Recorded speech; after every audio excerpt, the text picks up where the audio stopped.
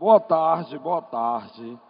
É mais um prazer estar aqui dividindo esse espaço com vocês, nesse preparatório para o Exame Nacional do Ensino Médio. Confiante na sua dedicação, confiante que você é capaz de alcançar o objetivo aí que você traçou, tendo a certeza que a preparação que você faz extra Academia Enem está sendo bem feita, seja na escola, seja em cursinho, seja através de cursinhos online ou qualquer outro caminho que você esteja buscando, é sinal do seu mais absoluto interesse em desenvolver as suas habilidades para que alcance a vaga na universidade pública. Nunca perca isso do seu foco. Saber que cada sacrifício, cada tarde, cada manhã dedicado aos estudos será recompensado o mais breve possível, ok? Espero contribuir hoje debatendo que tema com vocês. A gente vai trabalhar história do Brasil por um caminho um pouco diferente. A gente vai fazer um passeio pelas constituições do Brasil. Por quê? São questões que tanto a galera que elabora o Enem, quanto os professores e avaliadores, consideram questões de dificuldade média e baixa. Professor Mariano, que legal. É legal, mas é exatamente esse tipo de questão que jamais nós poderemos errar em decorrência da famosa TRI, Teoria de Resposta ao Item, como vocês já conhecem. Pois, ao nos equivocarmos com questões fáceis, isso pode prejudicar na composição das nossas notas. Por isso, quero aí um pouco de paciência, principalmente nessa introdução que a gente vai historicizar, ou seja, vamos tentar entender em que momento da história os estados, ou seja, as formas de governo, acharam interessante criar uma Constituição. Primeira coisa que a gente tem que lembrar, e você vê aqui em História, vê em Sociologia também, é a definição de contrato social. Porque é assim, galera, a Constituição, apesar de toda a pompa que nós damos quando falamos dela, a nossa Carta Magna, são as diretrizes das relações entre os indivíduos e o Estado, é aquilo que protege as nossas liberdades, que garante a propriedade privada e etc. Mas, se governar e se deixar governar por uma Constituição, é algo absolutamente recente na história da humanidade. A primeira vez que alguém teve a ideia de elaborar de forma extensa um conjunto de leis determinando aquilo que era direito, aquilo que era dever, função do Estado, função privada, punições e etc., é do século XVIII. E eu estou falando do século XVIII, é quando surge a teoria, até que diferentes estados vejam na Constituição o caminho mais maduro para determinar esse contrato social, aí já é no século XIX. Ou seja, se pegarmos como conceito o conceito de civilização humana, a partir da fundação das cidades-estado, lá na Mesopotâmia, o ser humano tem apenas 200 e poucos anos de relações públicas e privadas determinada por uma Constituição. O normal ou cotidiano sempre foi a imposição do poder por um grupo social específico que usa a violência para determinar aquilo que ele quer e aquilo que ele não quer. A Constituição, ela pode ser imposta, como nós vamos trabalhar aqui, mas o caminho natural dela é que seja fruto de um debate. O contrato social, quando a gente estuda em sociologia, você vê esse conceito geral que está aí na tela. Contrato social procura descrever as condições necessárias para a existência de um pacto legítimo. O que é um pacto legítimo? É onde eu, cidadão, olho para o Estado e, apesar de ter críticas ou reclamações, aceito o domínio do Estado sobre a minha pessoa. Por quê? Porque esse Estado vai me dar algo em troca, a gente debate já o que é isso. Através dos quais os homens, depois de terem perdido a liberdade natural, ganham em troca a liberdade civil ou cidadania. O que é a liberdade civil ou cidadania? Diz respeito à necessidade e o dever do Estado de proteger a propriedade privada, ou seja, aquilo que eu comprei com o meu dinheiro mediante o meu esforço, nenhum outro pode tomar, nem mesmo o Estado. E garantir o direito à cidadania. Eu posso escolher meus governantes ou eu posso exercer cargo público. Não há fatores ou não devem existir fatores limitadores a essa realidade. Três teóricos são a base do contrato social. O contrato social, ele é citado da forma pela qual acabamos de ler, pela primeira vez por um cidadão chamado Thomas Hobbes. Na sua teoria de defesa do Estado absolutista, ele busca convencer as pessoas e explicá-las que eles devem se submeter à autoridade absoluta dos reis. Por qual motivo? Porque é que eu devo acatar tudo que um rei, que eu nem conheço, que eu não escolhi, que ele chegue e manda em mim? Esse rei e esse Estado me prometem, acima de tudo, a preservação da minha vida. Ou seja, o Estado absolutista, ele irá impedir que eu venha a sofrer uma morte violenta ou que eu venha a sofrer violência de qualquer pessoa. Agora, uma coisa que parece estranha, eu estou dizendo que a função do Estado é evitar que eu sofra qualquer violência. No entanto, o Estado pode usar violência contra mim ou contra qualquer pessoa. Professor, aí eu não vi vantagem não.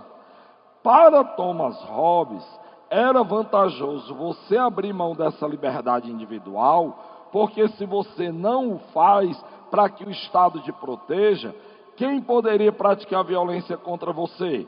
Qualquer um. Pode ser o nobre, pode ser o clero, pode ser seu vizinho, pode ser um andarilho, pode ser qualquer pessoa usando violência contra você. Com o Estado absolutista, isso não mais irá acontecer. Não, professor, mas não tem perigo de eu sofrer violência, não.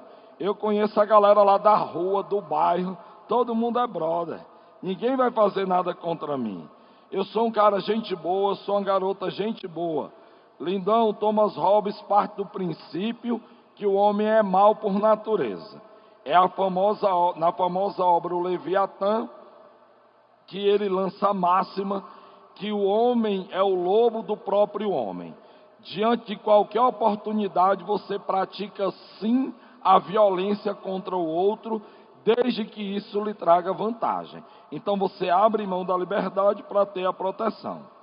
John Locke muda um pouco. Sua base intelectual é o liberalismo, e ele vai dizer que o homem é bom e só faz guerra para defender a propriedade privada.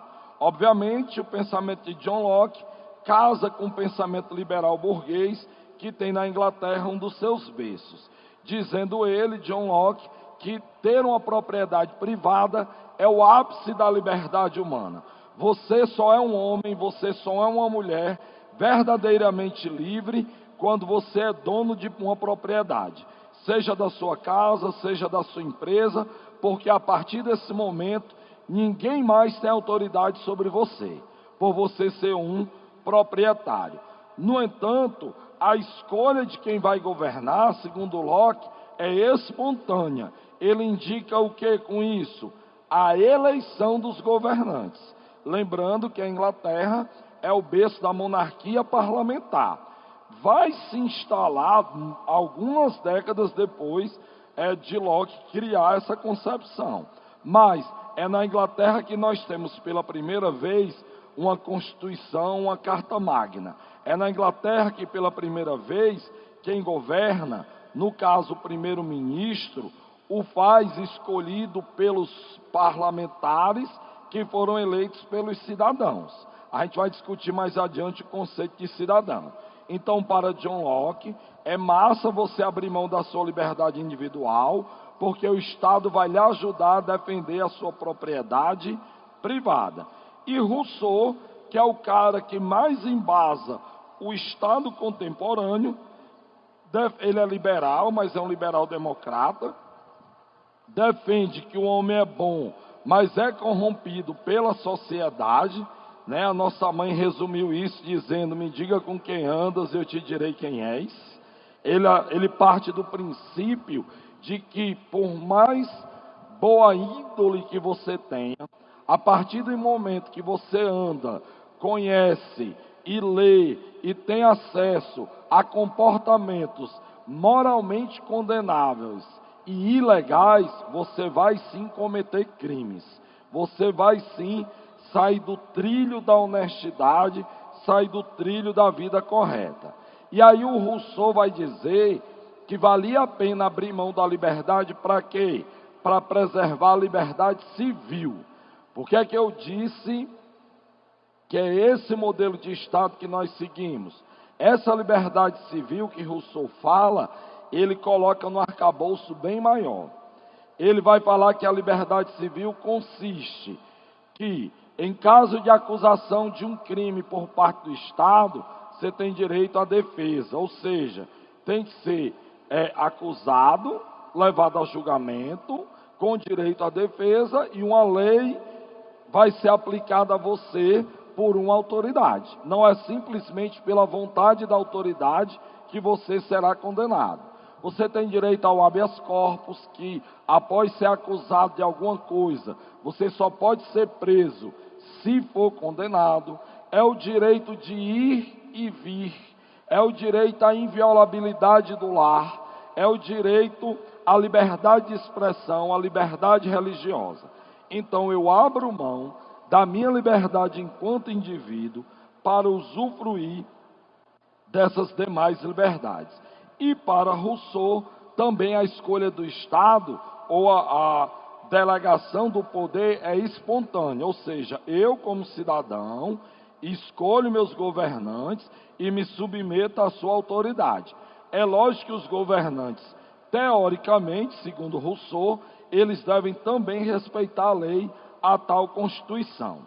Aí um resumo rápido, depois vocês vão ter acesso aos slides, das contradições desse modelo político que Rousseau defendia. Perceba, ele defende a democracia, ele defende o Estado liberal, ele defende a liberdade civil, mas ele escreve na sua obra, Contrato Social, que esse modelo ele também tinha problemas. Por exemplo, ele vai afirmar, sem sombra de dúvida, que quem deve mandar é o povo. O poder soberano não é do Estado, não é o prefeito, o governador, o presidente. Não são os vereadores, deputados estaduais, federais, senadores. Não são os juízes de qualquer instância que têm o poder real. O poder real está na mão do povo. O Estado, ele existe para servir ao povo e não ao contrário. Hoje em dia nós temos uma crítica comum na sociedade e uma indignação correta em decorrência da cobrança excessiva de impostos. E aí quando eu uso a palavra excessiva, eu já estou dando a minha opinião. Já estou dizendo, é muito imposto. Já concordo que essa carga tributária tem que diminuir. Por quê? Por que o Estado cobra tanto imposto? Alega que é para manter a máquina pública. O que é que a sociedade hoje cobra? Que qualquer esfera de poder, municipal, estadual ou federal, dê o seu jeito para reduzir os custos e fazer com que eu pague menos impostos. É função do Estado, no século XXI, fazer isso. Por quê? Porque é uma demanda da população. E, obviamente, como está aí exposto, você sempre terá um choque entre quem? O povo e o Estado. Mas, professor, agora eu fiquei um pouco confuso. O governo não está lá para fazer a vontade do povo, para seguir as leis e etc. Então, como é que vai entrar em choque? Por que que há essa disputa? Porque, como está aí exposto também, o governo sempre tenta inverter os papéis. Independente de partido, ideologia e tal, o Estado tenta normalizar o fato de que eu, você, todo mundo trabalha, estuda e vive para atender às necessidades do Estado e não o contrário. É o Estado que tem que fazer aquilo que nós consideramos importante para nós. Diante disso, é um pouco complicado, que é quando nós escolhemos os representantes, automaticamente a gente está entregando muito poder nas mãos dos caras, confiando, óbvio, que eles vão cumprir aquilo que prometeram, ou aquilo que eu acho que é bom para mim e para a coletividade. Um outro detalhe importante: seja Estado absolutista, seja Estado liberal, o homem e a mulher, eles obrigatoriamente têm que aprender a abrir mão dos seus desejos individuais, dos seus objetivos individuais, em prol do bem comum. Como assim, professor? Há muitos anos, vou dar um exemplo. Há muitos anos, quando surgiu o sistema de cotas nas universidades públicas federais, foi um burburinho. Quem dava aula em escola privada, que era o meu caso, viu uma onda de insatisfação de pais, alunos e gestores. Por quê? Porque se sentiram roubados da oportunidade de disputar todas as vagas de todos os cursos, e agora seria apenas metade das vagas. Por que que o Estado fez isso? Criou as cotas? Porque o Estado não ouviu a galera da iniciativa privada. E quando eu digo não ouviu, não é por desdém, não. Não ouviu porque o Estado percebeu, aí estudo, debate, etc., que eu tinha 80% dos alunos estudando em qual sistema de ensino? Público. E só 20% na rede privada.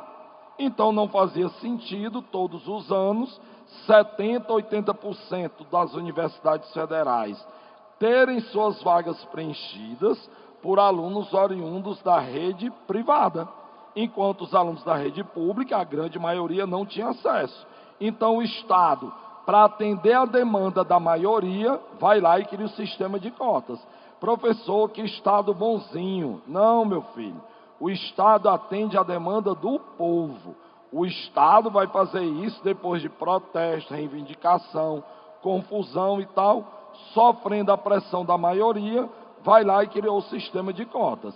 E aí a galera da iniciativa privada teve que engolir, mesmo com reclamações, uma readequação da distribuição das vagas para atender a necessidade da maioria da população, que era quem vinha da rede pública. Então o Estado, ele também é mediador de conflitos entre diferentes grupos sociais, ok? Depois dessa introdução geral de Estado e etc., fazer aqui um passeio rápido para irmos para algumas questões por aquilo que é cobrado comumente no Enem. O que é cobrado comumente no Enem? A questão do direito ao voto. Várias e várias questões em diferentes edições querem saber a respeito disso. Por quê? Ter o direito de votar ou não é resultado direto da ampliação do direito à cidadania. Quando olhamos aí para a Constituição de 1824 e lemos: voto masculino para quem era maior de idade, censitário, tinha que ter uma determinada renda, e o voto ainda era indireto. Você não vota, a maioria das pessoas que tinham direito ao voto não votavam diretamente no candidato. Você era um eleitor de paróquia que votava no eleitor de província ou regional, e esse cara que votava no candidato. A grosso modo, só para ter um exemplo real, eleição nos Estados Unidos da América. A população vota maciçamente, mas não elege o presidente. Quem elege o presidente nos Estados Unidos de fato? Os delegados dos partidos. Lá a eleição é indireta. Você tem casos de presidente que tem menos presidentes eleitos que tem menos votos do que seu adversário. Quando olhamos para o voto da população, mas consegue o maior número de delegados. E são eles que decidem as eleições. Era mais ou menos dessa forma no Brasil em 1824. Eu olho para uma coisa dessa e já me dá uma indignação. Que absurdo! Por que as mulheres não votavam? Por que não todos os homens e tal? Vamos fazer um recorte histórico. Antes dessa Constituição, quem era eleito no Brasil? Ninguém. Não tinha eleição. O voto é restritivo aí? É. Ele impede o acesso à cidadania de todos? Sim. Mas para a época ele foi um avanço. Porque antes ninguém que ocupava cargo público era eleito. Era apenas por nomeação, porque o Brasil vivia dentro do Estado absolutista português. Então, apesar das críticas que possamos fazer, foi um passo adiante. Em 1891, eu tenho a primeira ampliação do direito ao voto, pelas constituições. O voto universal masculino, para quem fosse maior de idade. O voto direto, acabou esse negócio de votar em uma pessoa e essa pessoa é que vota por mim. Facultativo, significa dizer que no dia da eleição vai votar quem quer. Lindões, lindonas, você teve presidente do Brasil na República Velha que foi eleito com 3% dos votos, porque as pessoas não iam votar. Além do contingente de eleitores ainda ser pequeno, a galera não ia. E mesmo que você fosse homem, maior de idade e alfabetizado, que também se exigia, se você fosse padre, se você fosse mendigo ou soldado, não tem direito a votar. Aí a gente tem que entender de novo o contexto da época. 1891 é a Constituição republicana. Essa Constituição republicana temia o poder da igreja, temia o poder dos soldados, não é do exército, até porque o primeiro presidente do Brasil republicano foi Deodoro, um marechal. O segundo, Floriano, outro marechal. O problema eram os soldados. O que é que eles pensavam? Cara, um soldado se candidata a governador, é apoiado pelos outros soldados, tem a eleição, esse cara perde a eleição por pouco, ele pode ficar chateado. E ele e os eleitores dele, uma parte desses eleitores, terão armas em mãos. Para esses caras usarem a força para alterar o resultado da eleição, é um passo. Diante disso, resolveu-se o quê? Proibir soldados de votar. E mendigo era por preconceito, não tem outra explicação. Se é homem maior de idade, alfabetizado e não pode votar pelo fato de ser mendigo, é preconceito. A de 34, aqui eu tenho não apenas a ampliação do acesso ao voto, com a grande mudança que são as mulheres passando a votar, mas também eu tenho a criação do voto secreto. Ou seja, na hora de escrever o nome do candidato, na cabine eleitoral, o mesário não vai ver em quem você está votando. E nós sabemos que na República Velha, um dos instrumentos mais comuns de pressão sobre o eleitor era exatamente isso, ameaçá-lo mediante o voto contrário àquilo que havia ficado determinado. Só uma observação de algo que eu esqueci de colocar, me perdoe. Aí em 1891, acrescente que tem que ser alfabetizado, tá certo? Quem está anotando? tem que ser alfabetizado. O voto em 34 também é alfabetizado, homens e mulheres. O voto secreto, obrigatório e direto. O Brasil até hoje tem essa contradição. O voto é um direito, mas também é um dever.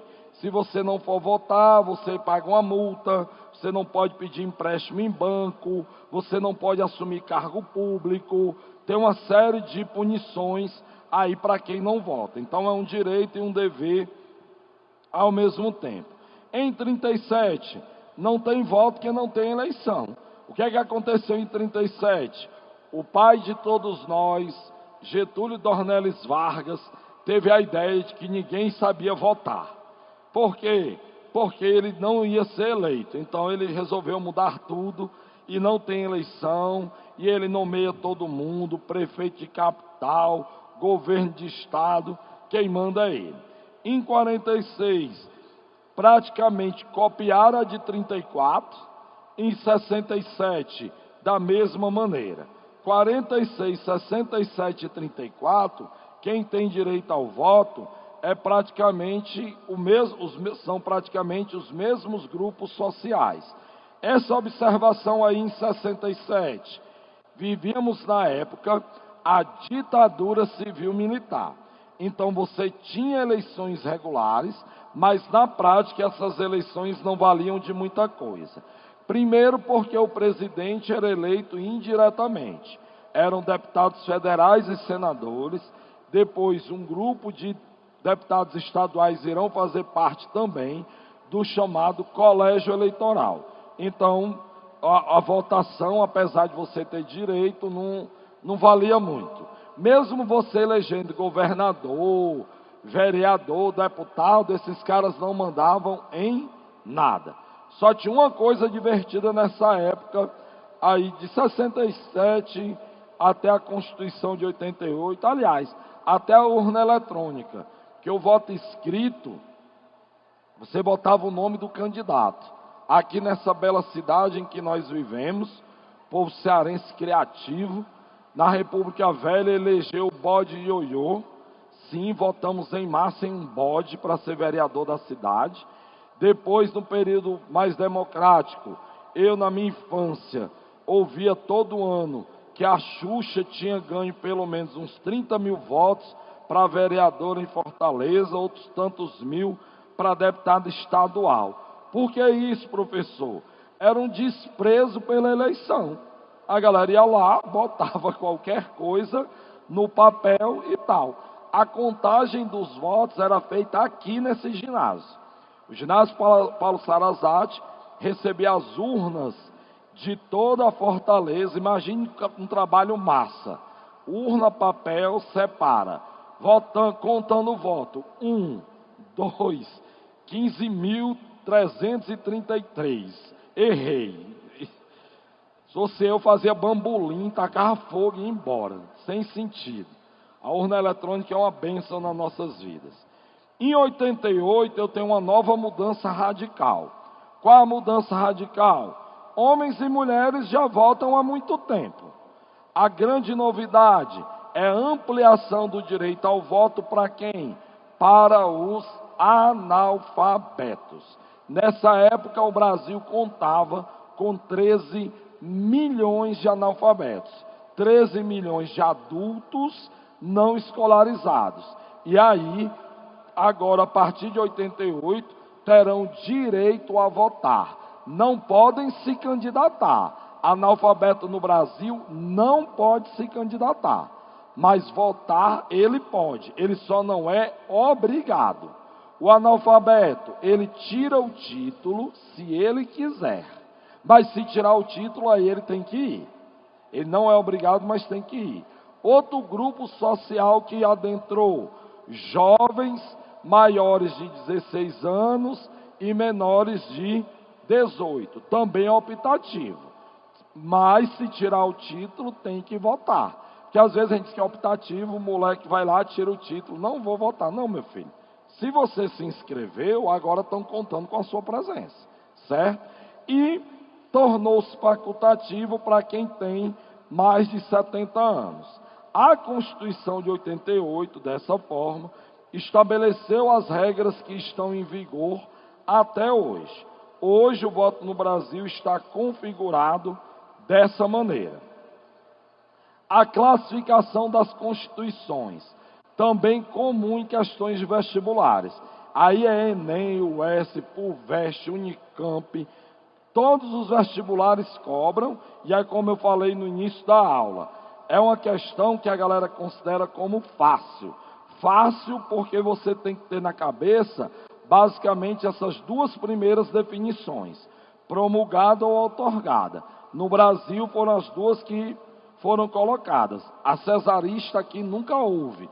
Botei o conceito só para você ter conhecimento. Constituição promulgada é aquela que é elaborada pelos representantes do povo. Nós elegemos deputados e senadores, eles debatem o texto constitucional, votam e aprovam. Está valendo a Constituição. Quando a Constituição é outorgada, um governante vai lá com seus auxiliares ou ele mesmo, impõe a Constituição e você não tem direito a reclamar. E a cesarista, que é feita pelo governante e seus auxiliares mais próximos, não tem a elaboração feita por pessoas indicadas pelo povo, mas que depois de feita, o povo tem que aprovar, mediante referendo. Você divulga a Constituição, diz como serão as leis, e aí a população vai lá e diz sim ou não. Se disser não, aí tem que ser refeita. Novamente reafirmo que no Brasil essa nunca foi aplicada. Aí as nossas constituições, só para você ficar ligado. Outorgadas, 1824, 37 e 67. A de 24, por Dom Pedro I. A de 37, Getúlio Vargas. E a de 67, pela ditadura civil militar, no final do governo do Marechal Castelo Branco. Beleza? Só um detalhe a respeito da Constituição de 67. Quando você estuda a ditadura militar, é comum você ouvir e ler a respeito dos atos institucionais. Ato institucional número 1, 2, 3, tal, foi até o 17, se eu não me engano. O que era isso? Eram alterações constitucionais. Por exemplo, foi um ato adicional desse que acabou com o pluripartidarismo e criou o bipartidarismo na ditadura militar. Quem é a favor da ditadura civil-militar fica na Arena, Aliança Renovadora Nacional. Quem é contra o regime civil-militar vai para o MDB, Movimento Democrático Brasileiro, e assim por diante. Os atos institucionais foram criados e enxertados no texto de 46. O que é que eu estou tentando chamar a sua atenção? Em 1967, você não teve a convocação de uma Assembleia Nacional Constituinte e o general militar Castelo Branco pegou os atos institucionais e enxertou a Constituição de 46, tirando aquilo que ele e seus aliados consideravam dispensado, ok? A de 37, a do Getúlio Vargas, do Estado Novo, ele chamou um brother, Francisco Campos, membro da AIB, fascista de alma e coração, e disse: cara, quebra um galho para mim. O que é? Escreve uma Constituição, por favor, daqui a um ano você me entrega. Independente, pessoal, de ser uma Constituição outorgada, uma unicamente, mesmo que copiando muita coisa de outras leis, escrever uma Constituição é um trabalho hercúleo, é um trabalho desgraçado. E o Francisco Campos foi lá e o fez.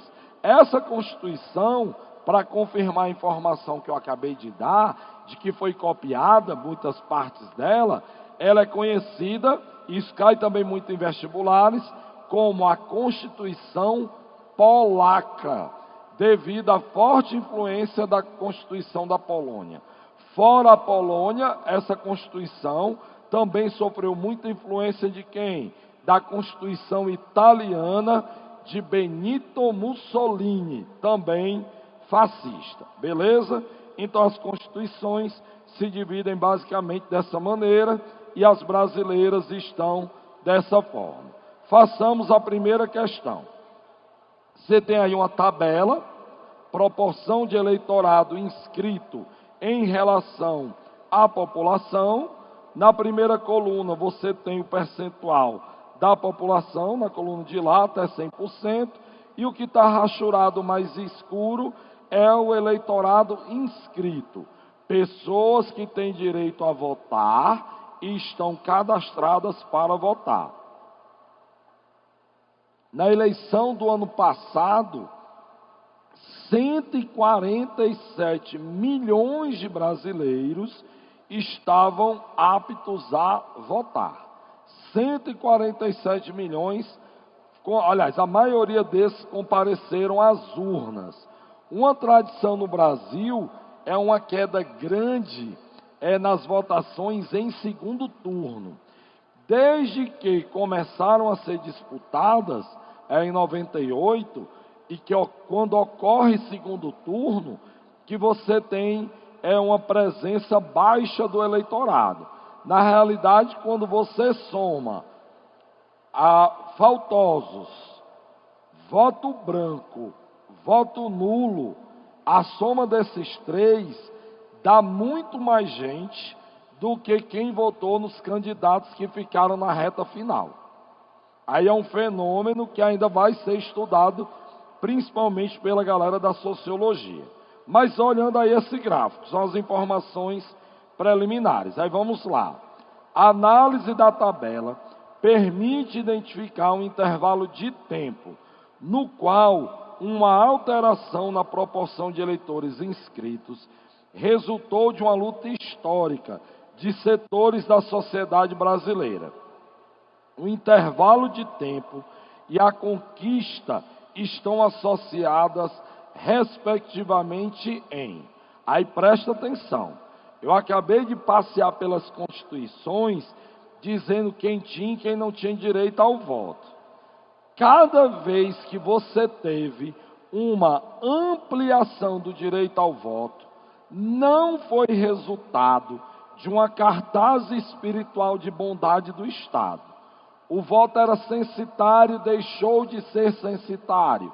Você acha que foi por um caráter democratizante? Assim os governantes pensaram, poxa galera, é muito ruim não deixar todo mundo votar, vamos ampliar. Isso nunca aconteceu.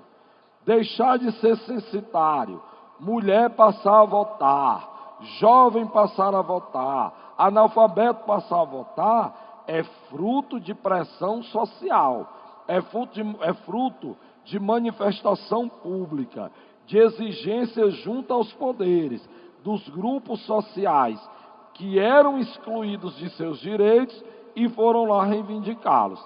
E é isso que ele quer que você marque nas alternativas. Qual dessas conquistas está temporalmente adequada? Aí vamos lá. 1940 a 1950, direito de voto para os ex-escravos. Desde a abolição da escravidão em 1888, ainda na monarquia brasileira, e passeando por todo o período republicano, você não tem nenhuma lei proibindo o ex-escravo. Até porque, a partir do momento que a escravidão é abolida, o negro e a negra passam a ter alguns direitos. Lógico que muitas vezes contestados, mas nem é o período histórico e não há relação com a verdade. De 1950 a 1960, fim do voto secreto. O caminho foi ao contrário, né? O voto era aberto e em 1934 ele passou a ser secreto. Só um parêntese por precisão. A Constituição de 34 determinou o voto secreto, massa, mas isso já tinha sido estabelecido pela reforma eleitoral de 1932. Foi apenas incorporada à Constituição. Então o item B também é errado. C, 1960 a 70, direito de voto para as mulheres. Temporalmente errado, é 1934. 1970 a 1980, fim do voto obrigatório. Também errado, usei o exemplo recente, que o voto é obrigatório. O voto tornou-se obrigatório em 34 e é obrigatório até hoje. Portanto, a nossa alternativa correta é a E, 1980 a 96, direito de voto para os analfabetos. Professor Mariano, será que analfabeto sabe votar? Nas minhas turmas regulares eu dou sempre o mesmo exemplo. Um exemplo banal, mas simples. Aliás, se é banal é simples, né? Que redundância. Mas vamos lá. Os analfabetos passaram a votar apenas a partir de 1988, ok? Se teoricamente analfabeto não sabe votar e não sabe escolher nenhum governante, poderíamos partir do pressuposto que os governantes pós-88 foram terríveis e aqueles que vieram antes foram todos magníficos. É isso que a gente tem na história do Brasil? Não. Os analfabetos, eles não tiveram nenhum problema em votar e não alteraram a nossa caminhada. Segunda questão, perceba que eu estou usando preferencialmente questões do Enem. Diz assim: a definição de eleitor foi tema de artigos nas constituições brasileiras de 1891 e de 1934. Diz a Constituição da República dos Estados Unidos do Brasil, de 1891, artigo 70. São eleitores os cidadãos maiores de 21 anos que se alistarem na forma da lei. A Constituição da República dos Estados Unidos do Brasil, de 34, por sua vez, estabelece que, artigo 180, são eleitores os brasileiros de um e de outro sexo, maiores de 18 anos, que se alistarem na forma da lei. Ao se comparar os dois artigos, no que diz respeito ao gênero dos eleitores, depreende-se que a Constituição de 34 avançou ao reduzir a idade mínima para votar. E aí, a Constituição de 34, ao reduzir a idade mínima para votar de 18 para 21 anos, ela provoca uma revolução quanto ao gênero? Não, não tem nada a ver com a idade. É quando a lei que a gente leu estabelece que um ou outro gênero possa votar, é que você terá essa ampliação. Não tem a ver com a idade. Porque a pergunta diz o quê? No que diz respeito ao gênero dos eleitores. Alternativa B, a Constituição de 1891, ao se referir a cidadãos, referia-se também às mulheres, considerava que as mulheres eram cidadãs de segunda classe ou cidadãs sem plenos direitos, que obviamente as mulheres tinham direito. Elas têm o mesmo direito à proteção por parte do Estado, da sua propriedade, do seu bem-estar físico. Ela tem direito a ir e vir, ela tem direito a um advogado, ela tem vários direitos. Ela é uma cidadã, mas com uma cidadania limitada, e aí não plena. Por isso está errado. C. Os textos de ambas as cartas permitiam que qualquer cidadão fosse eleitor.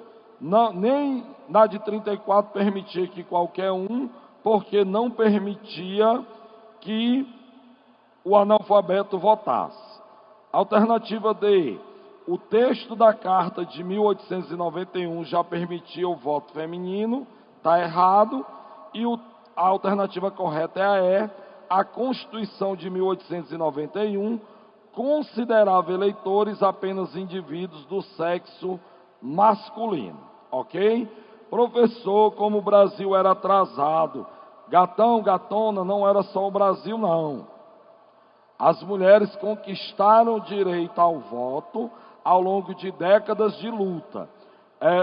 São nas décadas de 1920 e 1930 que a maioria dos países ocidentais aprovaram o voto feminino, ok?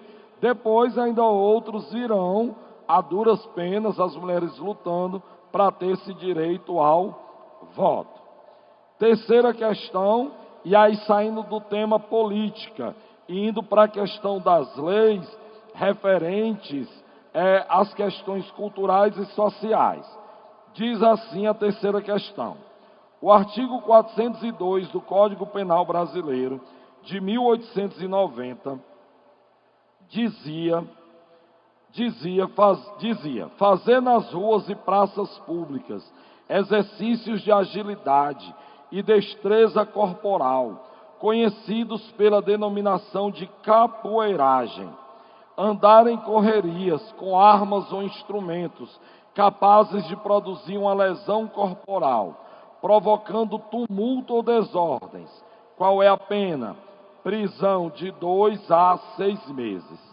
Esse artigo do Código Penal Brasileiro da República, ele só foi possível porque as leis da época irão exigir do Estado que ele proíba qualquer forma de manifestação social que trouxesse distúrbio da ordem pública.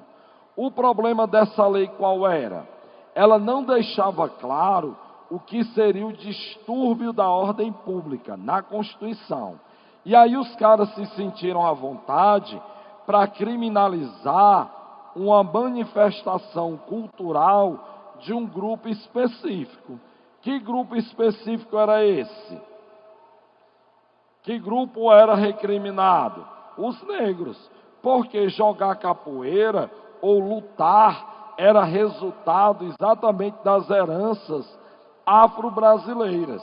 Ou seja, você tem uma intencionalidade na lei de perseguir e punir um determinado grupo social.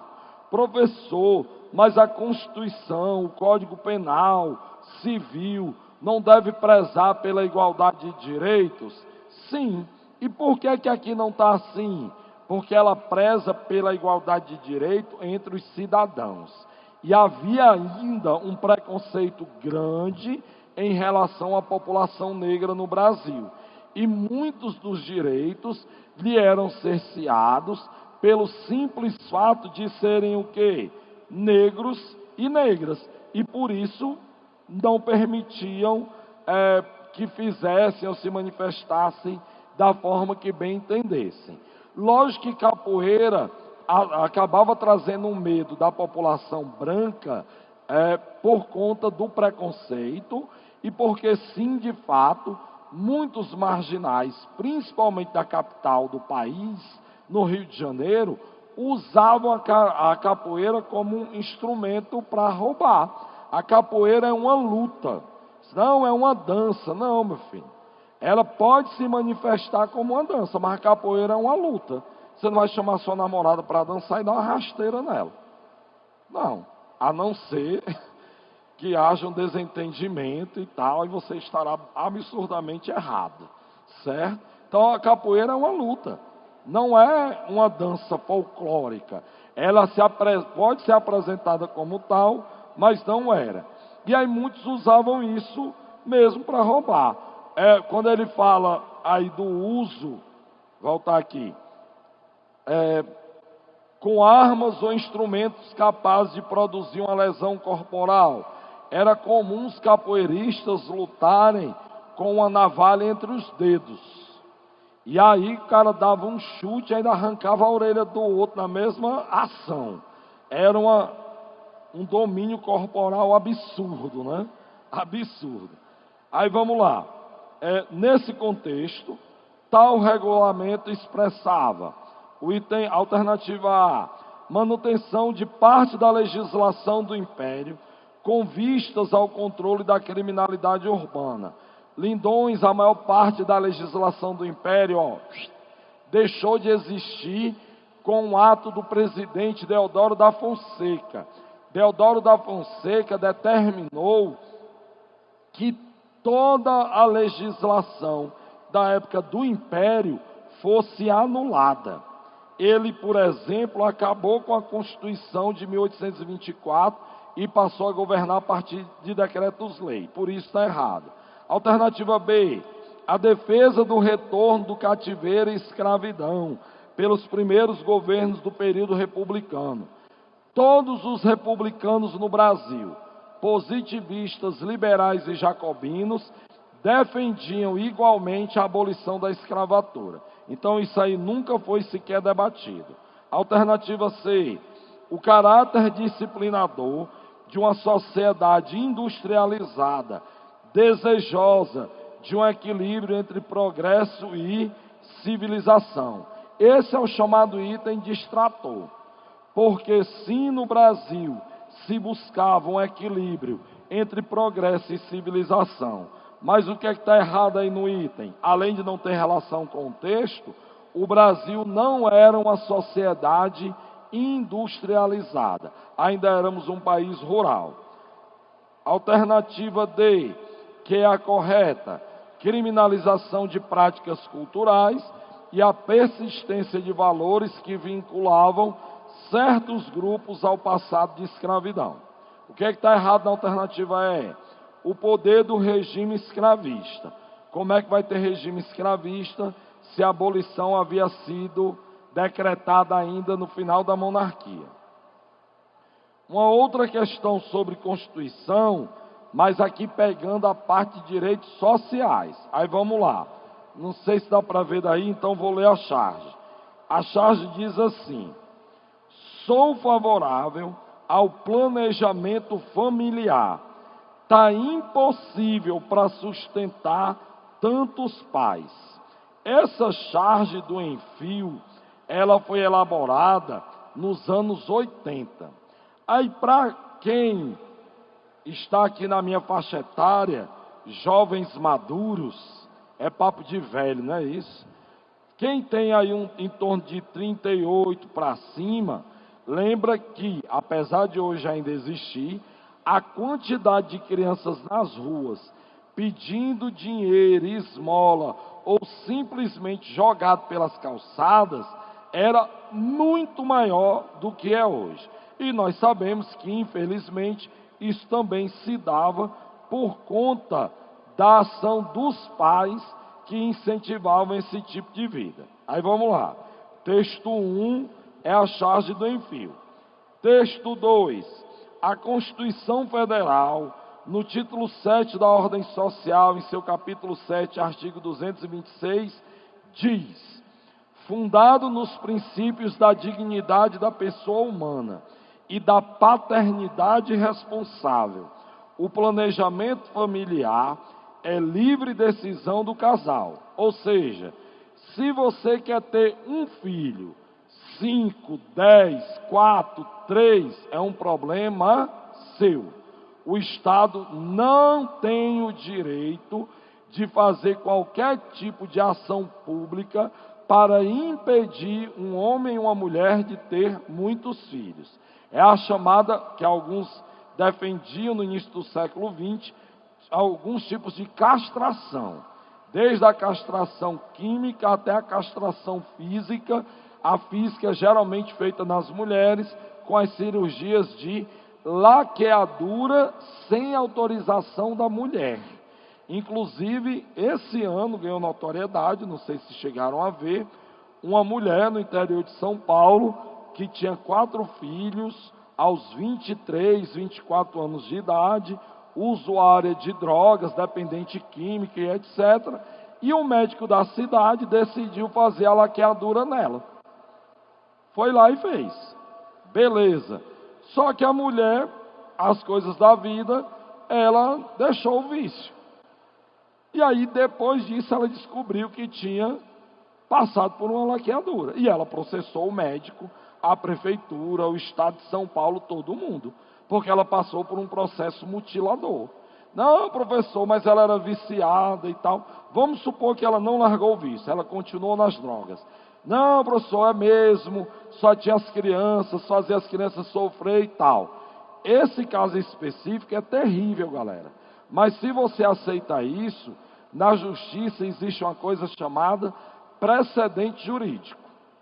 Se você abre mão da liberdade individual de decidir quantos filhos você vai ter e acha que é correto o Estado decidir daquela mulher, um dia o Estado pode olhar e decidir o seguinte: em Fortaleza já tem muita gente, são 2.200.000 habitantes, temos um transporte público com dificuldades, temos problemas de segurança pública, é necessário reduzir a população e tivemos uma ideia: nos próximos 15 anos não será mais permitido ter filhos em Fortaleza e quem engravidar, a mulher sofrerá aborto e o marido será preso ou pai da criança. E aí? Aí quando você fosse reclamar, a justiça ia dizer assim: não, mas pode. Nós temos o direito da contenção social. Nunca use um caso específico. Sempre imagine o efeito disso no todo, na sociedade. Mas aqui, continuando a leitura. O planejamento familiar é individual. Aí, continuando. Competindo ao Estado propiciar recursos educacionais e científicos para o exercício deste direito, vedada qualquer forma coercitiva por parte de instituições oficiais e privadas. Ou seja, o que é que o Estado vai fazer, ou tem por obrigação fazer? Educação de planejamento familiar nas escolas, faculdades, propagandas, campanhas, distribuição de panfletos. Mas aí também, acontece, isso que eu vou dizer, nos postos de saúde, tem distribuição de preservativo, de pílula anticoncepcional. Para quê? Para que o indivíduo, o homem e a mulher, que decide fazer o planejamento familiar, ele tem que ter meios para fazê-lo. O Estado dá a educação, o Estado dá as informações, o Estado fornece os meios contraceptivos, mas a decisão é sua. Uma das coisas mais comuns hoje, quando se fala em planejamento familiar, digo isso do auge de minha experiência, é que a galera diz assim: não, menino gasta muito dinheiro, tendo um já é muito gasto, 2 é um absurdo, 3 é um suicídio financeiro. Se você for esperar ter dinheiro para ter filho, você não vai ter. Você não vai ter. E filho não é gasto, nem é investimento, é só filho mesmo. Mas é uma relação afetiva.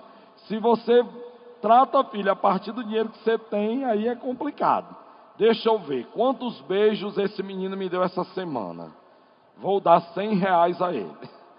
Ele me tratou mal, tira 30. Xingou o irmão, tira 20. Né? Tirou nota baixa, menos 100. E tal, e assim vai, não existe isso. Mas voltando à questão, voltando aqui.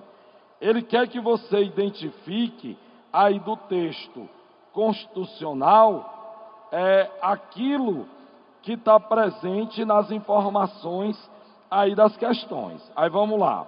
Fundado nos princípios, o que é que o Estado deve fazer, ou como você lê aí os textos colocados. Alternativa A charge ilustra o trecho da Constituição Federal sobre o planejamento familiar.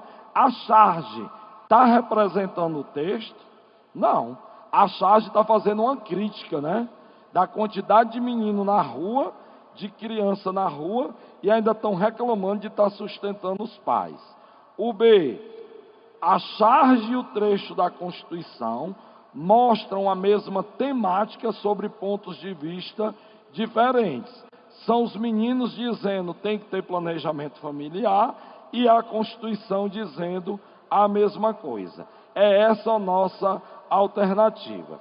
O C está dizendo a charge complementa as informações sobre planejamento familiar contidas no texto. Não, de novo a charge é uma crítica social. D, o texto da charge e o texto da Constituição Federal tratam de duas realidades sociais distintas, financiadas por recursos públicos. Também não há ligação aí, porque ele está dizendo que a charge e o texto estão socialmente distantes e eles estão juntos. A alternativa é: os temas de ambos são diferentes, pois o desenho da charge representa crianças conscientes e o texto defende o controle de natalidade. Lógico que a charge é uma brincadeira com a situação.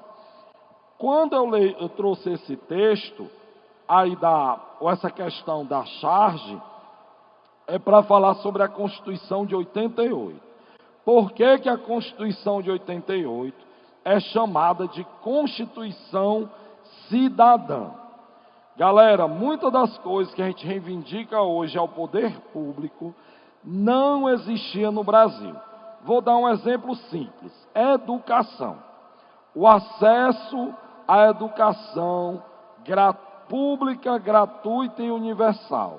A primeira vez que isso apareceu num texto constitucional foi no ano de 1934.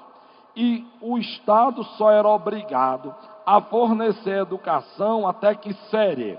Até o ensino fundamental 1, que hoje é o 5º ano. Era só até lá. Talvez seus pais e avós, ou você lendo algum livro ou matéria, tenham ouvido falar no famoso teste de exame ginasial. O teste do exame ginasial era quando você terminava o Fundamental 1 e fazia uma prova para uma escola pública para ver se você tinha um bom desempenho para ter vaga no Fundamental 2. Ou seja, o primeiro vestibular da sua vida, se você se sente pressionado hoje, meu filho, o primeiro vestibular da vida da galera nas décadas de 40 e 50 era no auge da sua maturidade, entre os 9 e 12 anos de idade. Ele saía de casa para fazer uma prova e, se não passasse, não ia mais para o Fundamental 2. E o que é que acontecia com essa criança? Ou trabalho, ou fazer nada da vida. E pronto, crescia e depois ia trabalhar na adolescência. Não tinha outra alternativa.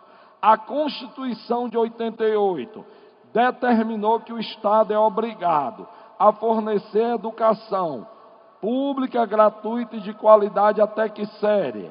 Até o 3º ano do ensino médio. Pelo aparato constitucional, a universidade pública é como se fosse um bônus. Não é obrigação do Estado. A lei não obriga. Vaga para todo mundo é somente até o 3º ano do ensino médio. E por aí vai. Vou ler rapidamente aqui alguns aspectos importantes da Constituição para que você veja a organização geral. Aí nesse primeiro slide botei as questões políticas. Divisão e independência entre os 3 poderes, restaurando a ordem democrática quebrada pela ditadura civil-militar. Eleição direta para todos os cargos, executivo e legislativo. Criação do 2º turno eleitoral para o poder executivo. Ei, macho, antes da criação do 2º turno, eleição para prefeito, era briga de foice no escuro. Porque ganha por maioria simples. Imagine, pelo menos no meu interior, lá no Rio Grande do Norte, era assim. Eleição para prefeito, contava os votos, resultado. O seu Antônio teve 1.231 votos.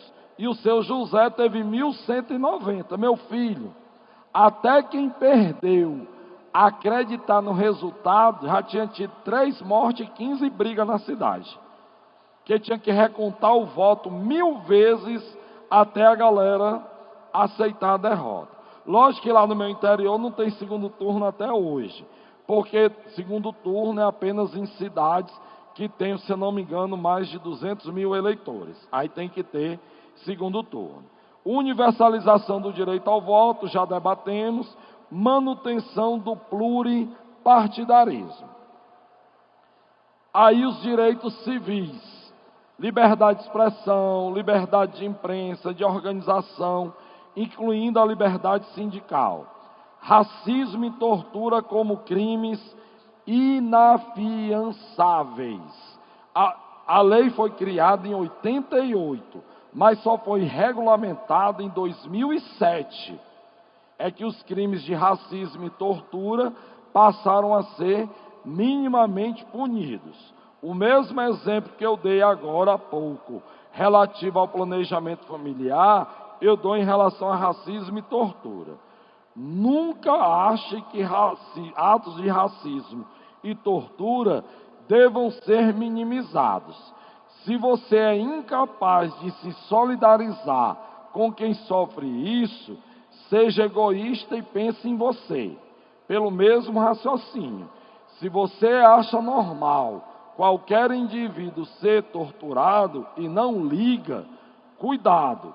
Um dia, um agente público ou Estado pode achar que a sua categoria social, homem, mulher, estudante, professor, policial, qualquer coisa que você faça da vida, pode ser incluso na lista daqueles que podem ser torturados.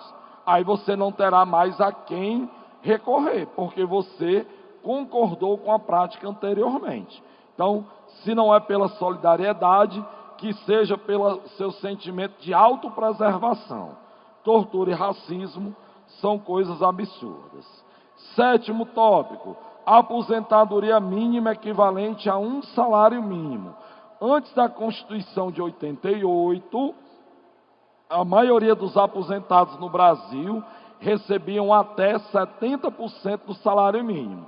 É como se hoje, vou arredondar o salário mínimo aí para R$1.000, e você recebia, a maioria recebia até R$700, ou seja, uma quantia muito abaixo do necessário para a sobrevivência da população.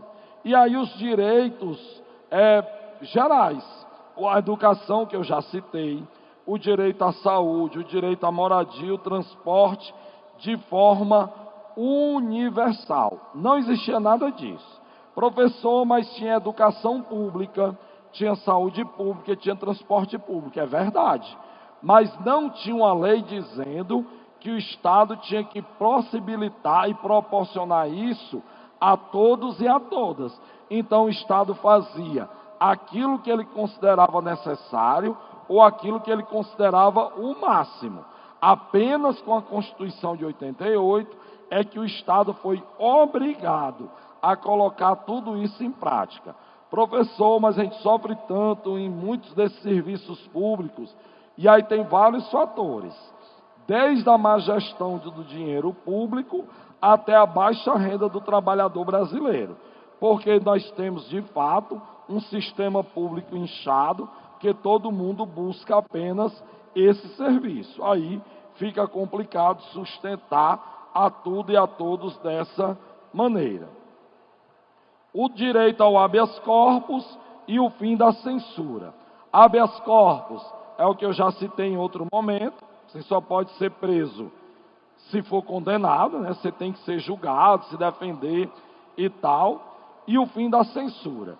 O pessoal no Brasil, o Estado, era tão acostumado a censurar que, por exemplo, mesmo depois da ditadura militar, nós tivemos músicas da Legião Urbana, Titãs, do Ultraje a Rigor, censurado que tinha palavrão, censurado que fazia uma crítica social, porque termina a ditadura em 85, sai o último governante militar, mas a Constituição só entra em vigor em 88, aí eu tenho um hiato de tempo para os caras fazerem isso.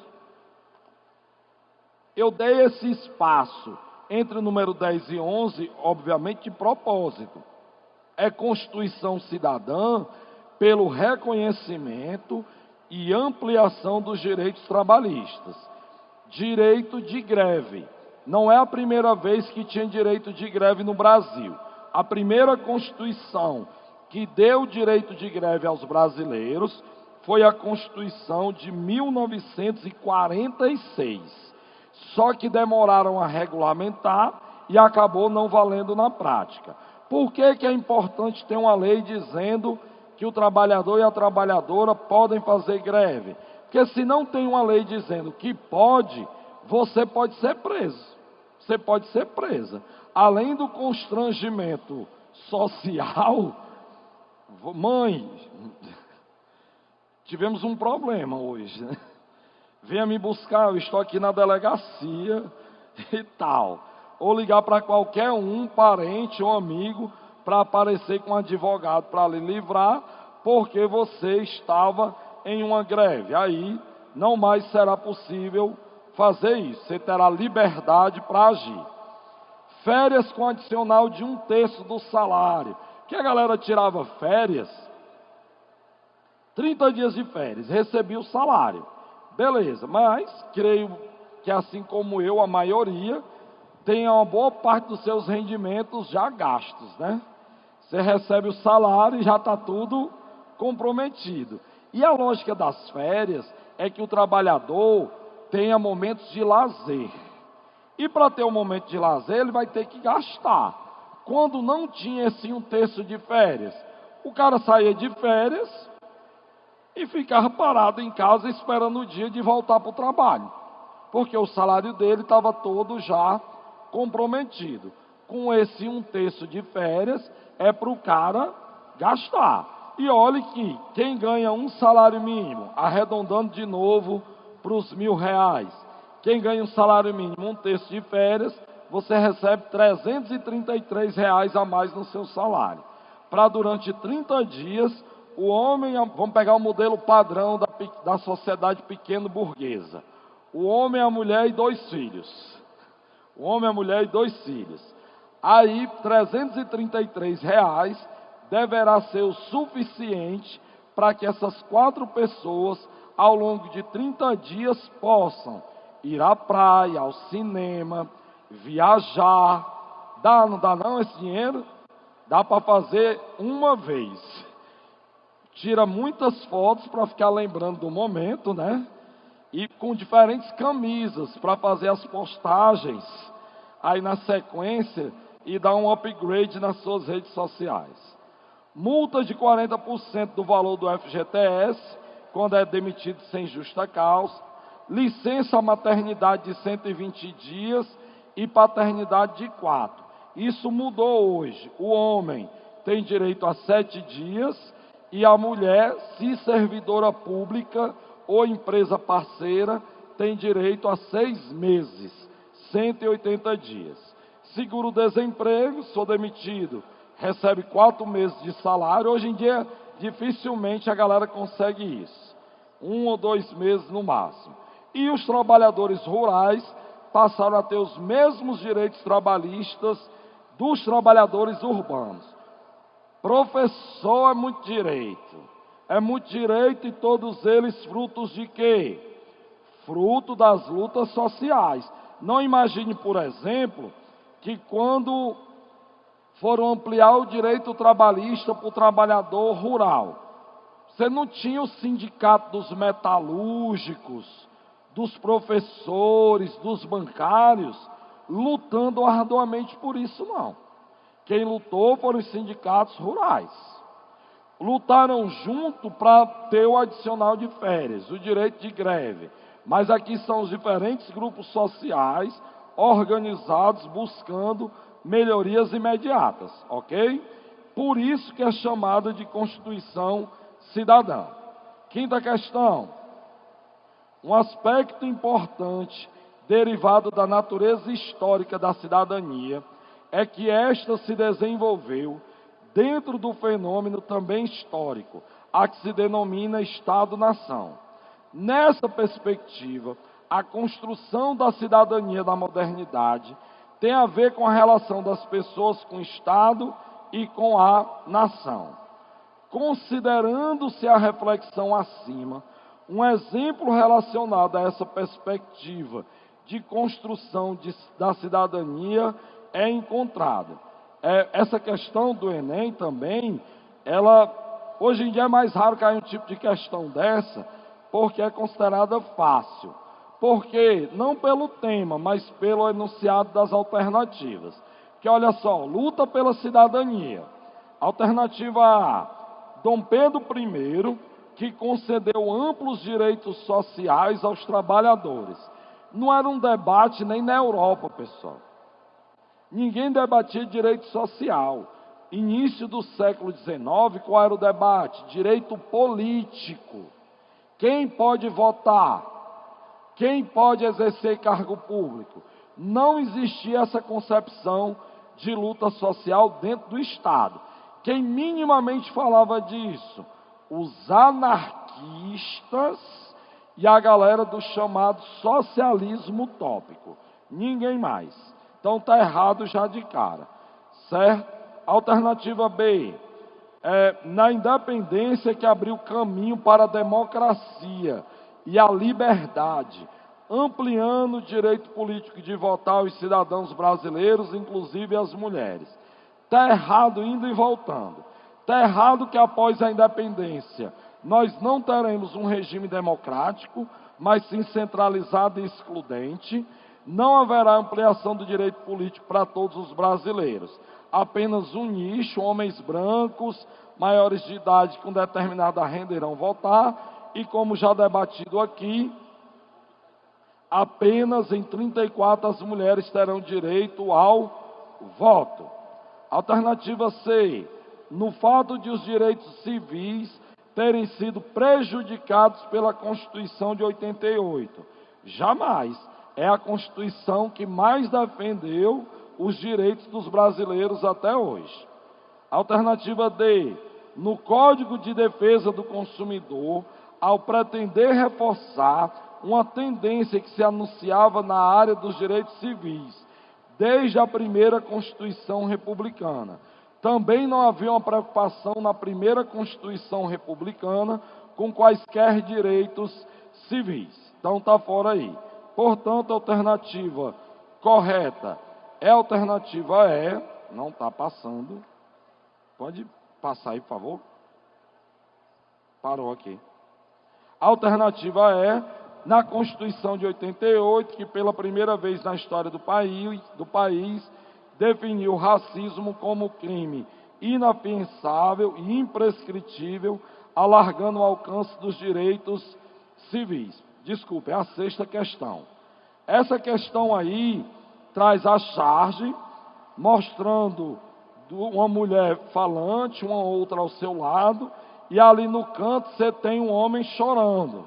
Aí tem assim: haverá ainda, volta aí,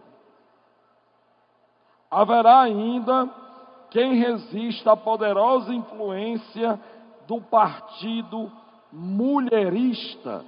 Perceba que usar o termo partido mulherista é pejorativo.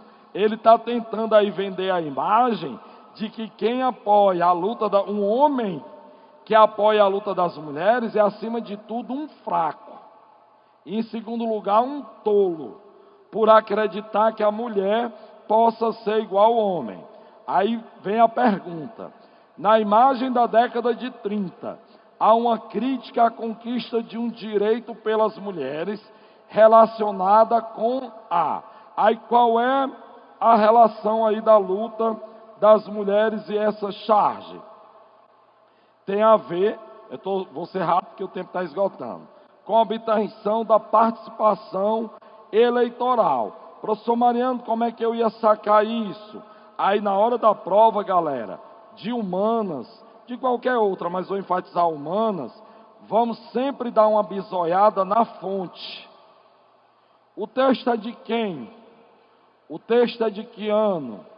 É uma fonte do período exato do fenômeno histórico ou é uma análise posterior? Muitas vezes isso dá a possibilidade para o aluno resolver. Caiu uma questão, não sei se ano passado ou retrasado, sobre a revolta dos malês. Aí o texto deixou muito aluno preocupado. Ó. Rebelião de negros muçulmanos no Brasil. Os alunos amaldiçoaram todos os professores de história que tiveram na vida. Meu professor nunca me disse isso. Isso a Globo não mostra. Estou aqui sendo humilhado nessa prova devido à incapacidade do meu professor. Além do seu professor ter dito e você ter esquecido, na questão, a fonte era assim: livro de fulano de tal. Qual era o nome do livro? A Revolução dos Malês. Qual era a alternativa correta? A revolta malê. Pronto, marcou, partiu para o abraço. E eu estou dando um exemplo. Você tem vários desses na prova aí de humanas, beleza? Aí só mais um toque de uma visão geral a respeito das constituições. Pode ser que lhe cobre um conhecimento do período político. Porque o que é que nós tratamos aqui até agora? Direito ao voto. Depois, direitos civis. Depois, direitos sociais. Isso tudo através das constituições. Mas pode ser que ele lhe pergunte a relação entre a Constituição e o que estava acontecendo na política brasileira de maneira específica. Aí a primeira Constituição de 1824, monarquia constitucional, o Brasil recém-independente, vamos organizar o Estado brasileiro. Até hoje a Constituição que passou mais tempo em vigor foi outorgada em 1824 e permaneceu em vigor até quando? 1889, quando foi proclamada a República. Porque aí o Deodoro da Fonseca anulou a Constituição. Em 1891, uma nova mudança política no Brasil, uma república presidencialista federativa, e precisava se construir o Estado brasileiro republicano. Onde é que os alunos mais se confundem? E para piorar a sua situação, a galera que elabora a prova sempre coloca essa casca de banana. Getúlio Vargas governou durante 15 anos. É um longo e complexo período, com 3 fases políticas tradicionais: governo provisório, governo constitucional, governo ditatorial, com 2 constituições, uma liberal democrática, que é a de 34, e uma ditatorial centralizadora, que é a de 37. O que é que muitas vezes os caras fazem nos vestibulares? Colocam todas as características da Constituição Liberal de 34 e lhe induzem a marcar que é a Constituição de 37 a polaca, ou ao contrário. A maioria das vezes, quando é uma casca de banana, colocam relacionando essas 2 constituições. E quando se trata de constituições democráticas, a preferência total, como vista aqui nas questões, a maioria das questões são sobre a atual Constituição. Toda vida que vai falar em direito político, direito civil, social e etc., há uma preferência gritante por questões ligadas à Constituição de 88. Quando falam da Constituição de 67, que é a Constituição da ditadura civil-militar, eles dão ênfase a quê? Eles dão ênfase às alterações constitucionais antidemocráticas, falando principalmente do ato institucional que criou a ANMDB, que eu citei há pouco, e do ato institucional número 5. Por que que o ato institucional número 5, ele é tão citado nas provas de vestibulares? Porque ele acabou com os direitos individuais. Você não tinha o direito de ir e vir, você não tinha liberdade de expressão, você não tinha direito ao habeas corpus, você só tinha direito a obedecer ao Estado. E aí, dessa maneira, a liberdade cerceada, obviamente, será super questionada, ok? E assim, encerro a minha aula. Foi um prazer compartilhar aqui esse momento com vocês. Peguem essa aula depois aí nas redes sociais da Academia Enem. É o tipo de bizu importante para você consolidar aí a sua preparação. Forte abraço, não desista. Essa reta final é um misto de euforia, cansaço e desespero. Sabe como é que você faz para diminuir isso?